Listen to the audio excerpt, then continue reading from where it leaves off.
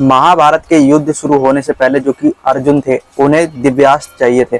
जिसके लिए जो कि भगवान श्री कृष्ण थे उन्हें एक सलाह देते हैं कि तुम अपने पिता इंद्रदेव के पास जाओ और वहां से दिव्यास्त्र लेके आना और युद्ध में उनका इस्तेमाल करना। क्योंकि जो महाभारत का युद्ध था वो उस समय में बहुत बड़ा युद्ध था, उसके लिए बहुत सारे दिव्यास्त्र की आवश्यकता थी। इसके लिए जो कि अर्जुन थे वो भगवान श्री कृष्ण की बात मानते हैं और जो कि इंद्रदेव थे उनके पास वो दिव्यास्त्र खोज के लिए निकल जाते हैं। अब जब अर्जुन दिव्यास्त्र खोज के लिए इंद्रदेव के पास आते हैं, क्योंकि जो इंद्रदेव हैं वो अर्जुन के पिता हैं और इसलिए जो कि अर्जुन थे वो इंद्रदेव के पास आए थे भगवान श्री कृष्ण की बात मानकर। अब जो कि अर्जुन थे वो वहां पर कहा जाता है कि दिव्यास्त्र की वो वहां पर संघर्ष कर रहा था और वहां पर कहा जाता है कि उसने दिव्यास्त्र के चलते बहुत सारे अस्त्र शस्त्र का ज्ञान भी लिया। और वहीं पर कहा जाता है कि जो अर्जुन था वो वहां पर नृत्य भी सीखता है। और वहीं पर जो कि उर्वशी जो कि स्वर्गलोक की अप्सरा थी वो अर्जुन को जब देखती है कि ये तो बहुत ज्यादा सुंदर है, तो जो कि उर्वशी थी वो अर्जुन पे फिदा सी हो जाती है और जो कि उर्वशी थी वो अर्जुन को पाने की कामना करने लग जाती है। और वहीं पे कहा जाता है कि जो अर्जुन था वो नृत्य सीख रहा था, तो उर्वशी जो थी वो अर्जुन के मोह में घिर चुकी थी और जो कि उर्वशी थी वो अब अर्जुन को पाने की कामना जताने लग जाती है। उर्वशी जो कि अर्जुन से संवाद भी करती है। वहीं पर जो कि उर्वशी थी वो अर्जुन से कहती है कि मैं तुम्हें पाना चाहती हूँ, और वहीं पर जो कि अर्जुन थे वो इस चीज से मना कर देते कि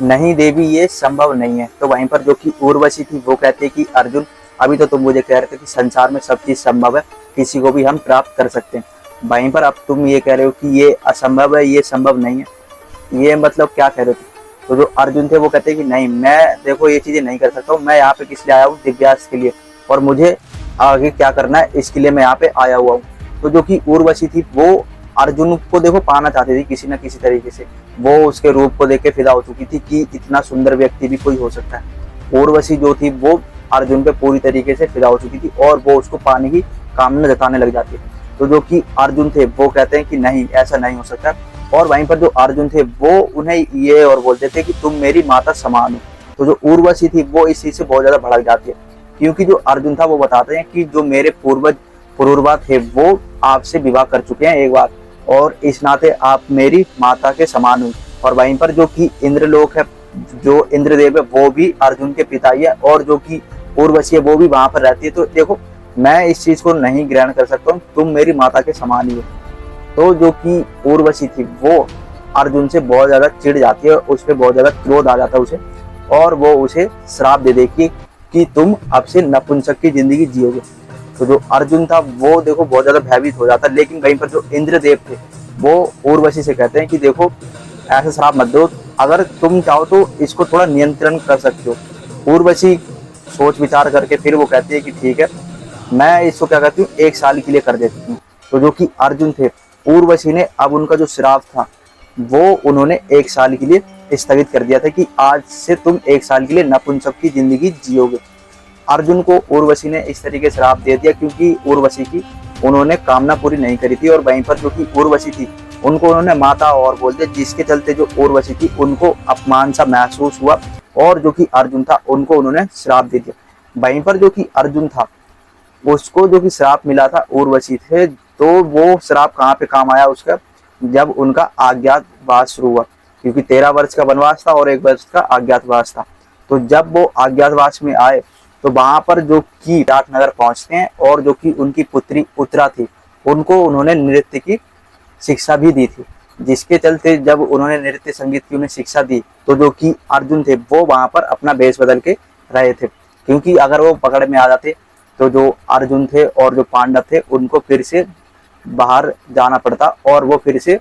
12 वर्ष के वनवास के लिए चले जाते। तो इस तरीके से जो अर्जुन थे उन्होंने जो कि उनको मिला श्राप था उसका बहुत अच्छे से इस्तेमाल करा था 1 वर्ष के अज्ञातवास के दौरान। वहीं पर जो कि उर्वशी थी उन्होंने तो श्राप दे दिया, लेकिन जो इंद्रदेव थे उन्होंने अर्जुन को समझाया था कि नहीं, ये तुम्हारे काम ही आएगा आगे चल के, क्योंकि तुम्हारा अज्ञातवास शुरू होगा तो वहां पर ये तुम्हारे काम आएगा। और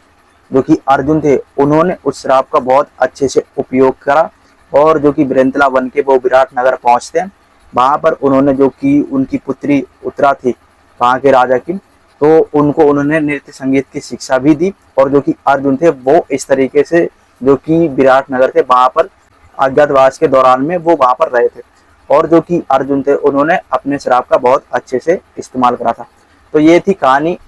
उर्वशी और अर्जुन की कि अर्जुन को उन्होंने श्राप क्यों दिया था। अर्जुन को श्राप दे दिया था क्योंकि उन्होंने उनको माता बोल दिया, क्योंकि पुरूरवा उनके पूर्वज थे और पुरूरवा ने उनसे शादी करी थी उर्वशी से। तो जिसके चलते जो अर्जुन थे वो उर्वशी को माता बोल देते हैं। और जो कि उर्वशी थी वो अर्जुन की कामना कर रही थी, लेकिन जब वो उन्हें माता बोल देते तो उर्वशी भड़क जाती है और उर्वशी उनको श्राप दे देती है। वैसे तो उन्होंने आजीवन के लिए श्राप दे दिया था, लेकिन इंद्रदेव के कहने पर जो कि उर्वशी थी उन्होंने 1 साल के लिए उसको स्थगित कर दिया था कि ठीक है, मैं श्राप को देखो खत्म तो नहीं कर सकती, लेकिन उसको कम जरूर कर सकती हूँ। तो जो उर्वशी थी उन्होंने 1 साल का श्राप दे दिया, और 1 साल का श्राप जो कि अर्जुन ने विराटनगर में बहुत अच्छे से उपयोग करा था उनकी पुत्री उत्तरा को